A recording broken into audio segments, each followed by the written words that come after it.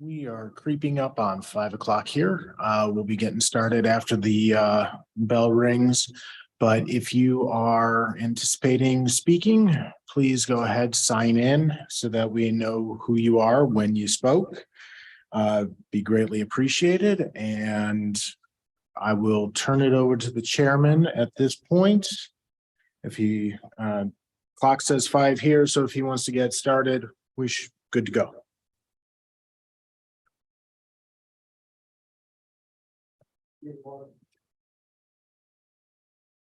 The first thing is approval of the minutes of the 9th of May. Move we approve the minutes. Second that. Any discussion? All in favor, say aye. Aye. Approved. New business. New The old business. business, there's none. New business, please. New business. First item is TMS number 14501080002. This is 1302 South Main Street, zoned GR5 General Residential, owned by Nicholas Bork, I'm not positive. Special exception request to allow the operation of an events venue use in the GR5 zone. Ordinance section 3.4.5B. This is the property here on South Main Street. As you can see, the zoning is GR5. The applicant has requested a special exception in accordance with the town's Unified Development Ordinance. The owner of the property approached town staff concerning the possibility of operating an events venue at their property at the above address.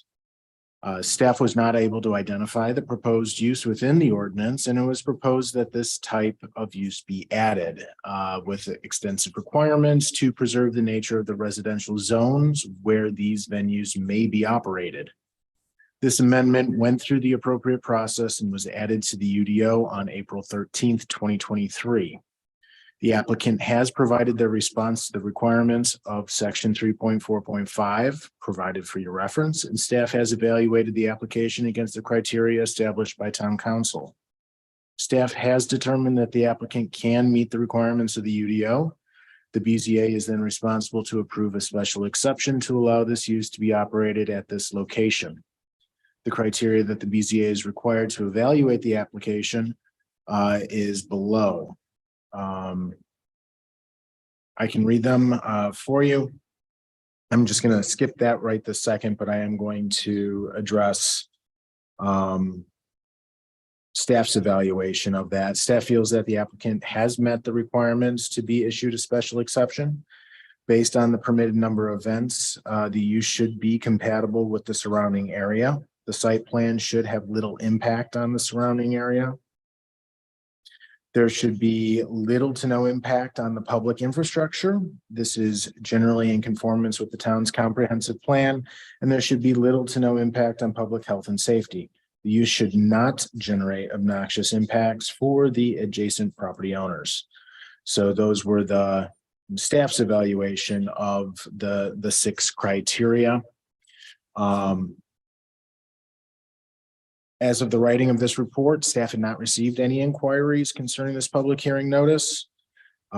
Still have not received any inquiries. Yes, sorry. I'm here. Still no inquiries, concerns concerning the special exception to operate the events venue at 1302 South Main Street. And we feel that it can be approved by the Board of Zoning Appeals. I provided the section in the ordinance for your reference. And this is the application that the applicant and operator has submitted their response to those criteria and their proposed layout that would meet our requirements. And how they intend to meet those established conditions in the special exception section of the ordinance. At this time, if you have any questions for the applicants, they are here, or if you have questions for me, feel free. Tim, would you put that page up there that showed, I think it's page 13.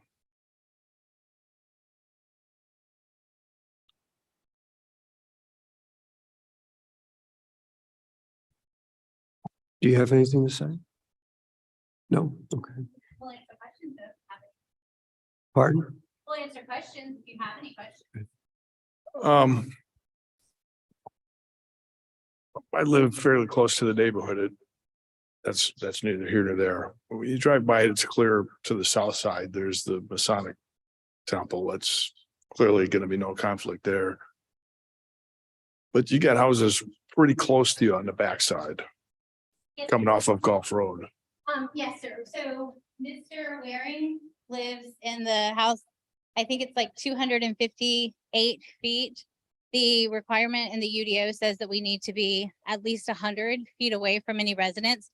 I'm not sure what that building is directly behind his house. I don't know if that was from the old trash business or if that is a rental that they sometimes rent out. I'm not really sure. I do know that Chris, his son, was and probably still is living in that other home where he and Michelle used to live. So they are occupying that one. That one is actually pretty far away. That's kind of behind our residence and our garage. The guests will be in the walled garden. And then they will, if they choose to have a reception, they'll be using part of that lawn behind the garden. And then there's a massive fence, which there are some pictures in there. We have a huge wooden fence that borders our property with a camellia hedgerow as well. So there's a good bit of border, and there would be no way for people to, you can't see those houses when you're in the yard at all. Do those neighbors know of your plans? I believe the town wrote to them specifically. They, do you guys? We do not send out public notices, so Okay. we're not Public required notices to went do to- that. Okay, It's published in the newspaper and the sign is posted on the property. That is the statutorily required notification. okay. I was under the impression that town notified immediate people, but I guess it's just been through the public notices. Whether or not Mr. Waring knows, I don't know for sure, to be honest with you. I know his grandson. I don't know if he's mentioned it or not. But you're pretty confident you can keep noise level down. Yeah. So as not to be obnoxious. Yeah. What would be, Tim, what would be the recourse if there was a problem? If there are violations of the set requirements, we would notify the property owner, let them know that there was a complaint or a violation. They would be given an opportunity to correct that violation. If it ended up being a continued issue, we can terminate the business license and special exception. So there is the opportunity for redress there if needed. Yes, yeah, we, and it's built into the ordinance. There are, strict hours of operation. What was that? 8 to 10 PM is, I believe. Yeah, number. 10 PM is the cutoff for noise, so a noise control plan demonstrating how the standards in town code, chapter 12, article 2, noise will be met. Hours of operation and the 10 PM cutoff is prior to the town's noise ordinance, which is 11 PM. Yeah, so even if it's noisy, it's has to be done by 10. And that's, I know my daughter is getting married this summer and has that same rule, and that's, certainly impacting her planning. We were actually married on our property when our original venue canceled during COVID. And to be completely honest with you, I don't think anyone of our neighbors know that we got married there to this day. So, I mean, and we had parking, we had 2 different bands playing, and I don't think anyone knew anything about it. Thank you. You're limited to 6 a year. We are limited to 6 a year currently. No, it's not. How many parking spaces do you have? So we, on the plan, I outlined 29 because the guidelines say that you have to have 1 per 4 visitors. We're maxed out at 100 guests. I identified 29. We actually have plenty of parking for a lot more. But I just, for purposes of this, showed you that we could at least fit 29 in there. They're gonna be AG, the access. We are working, so right now, our property has 1 entrance and we do have another exit, but it doesn't have a formal easement onto the road. So we've used it, but it's not paved or anything. We're currently working with DOT because it is a state-owned highway to get a curb cut there. And we'll have a circle drive so that people will enter the property through the original driveway that's always been there, circle around and exit out further down. That driveway, right now, we've got it identified about midway down the property. I'm on there, I've kind of, it's hard to see where that is exactly.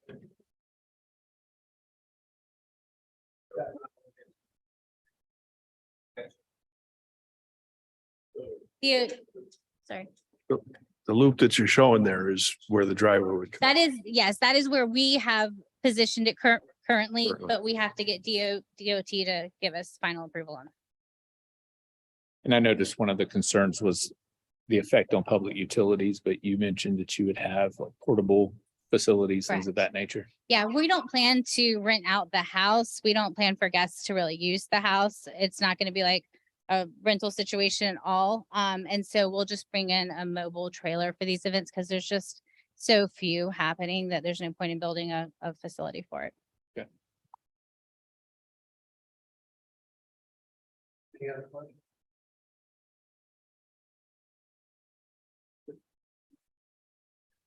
I move we approve what's the wording, Tim? Approve the Special exception. special exception. I second that.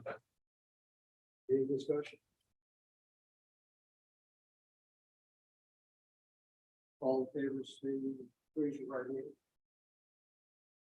Vote.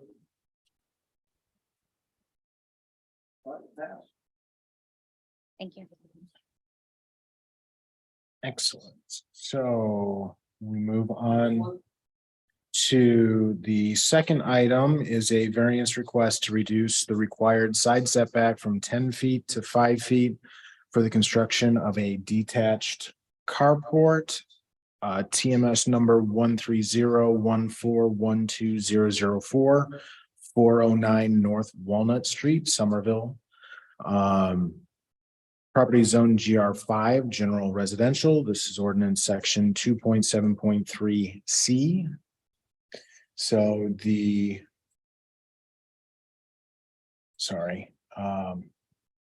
need for a setback variance was determined at the time of application for building permit. The variance request was suggested by staff to help preserve some extra trees on site. Staff feels that the applicant does meet all 4 criteria and that a hardship is present. Extraordinary conditions do exist on the property. The hardship is based on the number of existing trees on the property and the desire to preserve those trees, which town staff supports. Moving the carport will result in loss.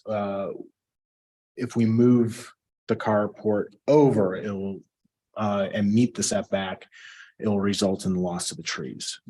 Other property in the area do have similar conditions, but each lot is unique in quantity and location of existing trees. C, utilization of the property is not eliminated due to the setbacks, but it would be hampered and less enjoyable of the trees. And D, detriment will not be caused to other properties by the issuance of this variance on this property. So we can see the layout here. The existing driveway comes along the side here. And the original recommendation was that the carport be pushed back and over to meet the required setback.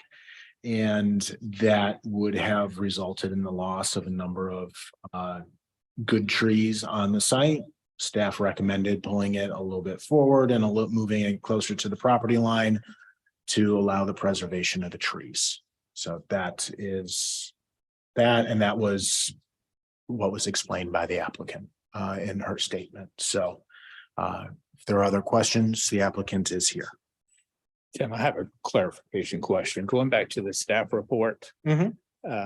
It indicates reducing it from the 10-foot setback to the 5 feet setback. And then it says ordinance requires a 15-foot. So what's? It was a typo. Where's the error? That was my fault. I didn't proofread that enough times, But clearly. it is just a 10. It's 10 10 feet. feet. Okay. My apologies. And that's what it says in the public notice is which is from here, Mhm. from 10 feet to 5 feet. That's what was in the newspaper. So Okay.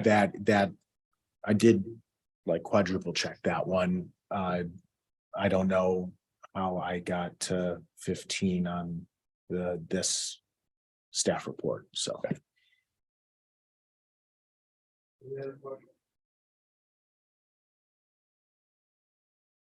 What kind of trees are they? Apparently the one in question is a 23-foot oak. So they want 23 feet from the center of it out. And even though the tree doesn't overhang where the part of the root system they want to protect.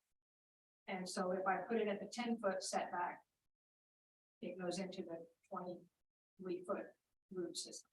So she suggested moving to preserve the trees. It would be easier to move the garage. It's a carport, totally clear on all undersides, so I could see the back of the lot, but she suggested moving it over 5 feet to stay out of it. When I built it a year and a half ago, I left all the trees that I could, not really thinking about later on about the carport, but I went from a 2-car garage down to a 1-car carport to try to get it on the lot, but without taking any trees down. Tim, just for information, would she be allowed to build the carport where she originally proposed and staff is asking her to move it because it's just better? a combination of both. She would be encroaching in the critical root zone, the tree protection area of the 23-inch oak. Obviously for the health and preservation of the tree, keeping it outside of that 23-foot radius from the center, that would be best for the health of the tree and its ability to continue on.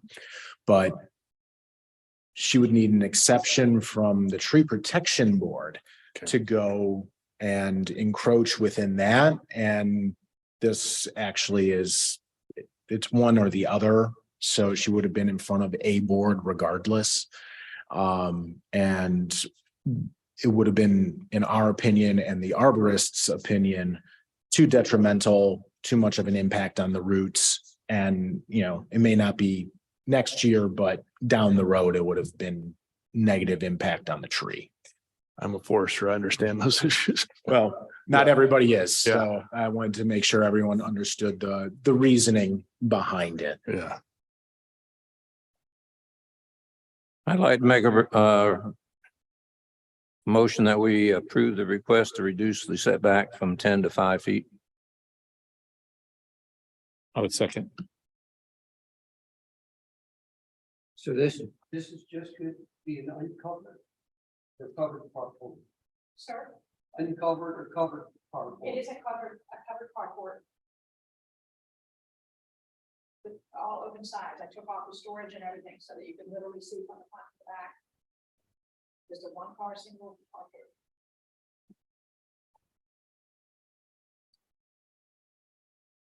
The house next to me that 5-foot variance would affect. They have a front load garage. It's already built and they have nothing in their backyard. No trees. They took every tree out. Yeah. The house is for sale. Correct. It used to be one lot. It was subdivided and it was big enough to meet the minimum lot size requirements for 2 lots. One house was built with preserving the trees. The other one, they took out more than was. Yeah, both lots are very narrow, but they just met that minimum threshold for lot width and square footage.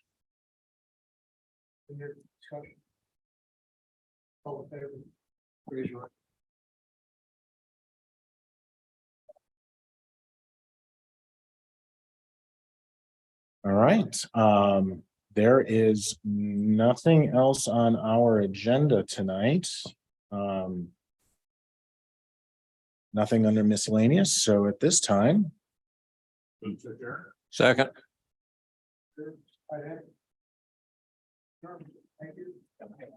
Thanks, everybody. Oh, thank you. Yes, ma'am.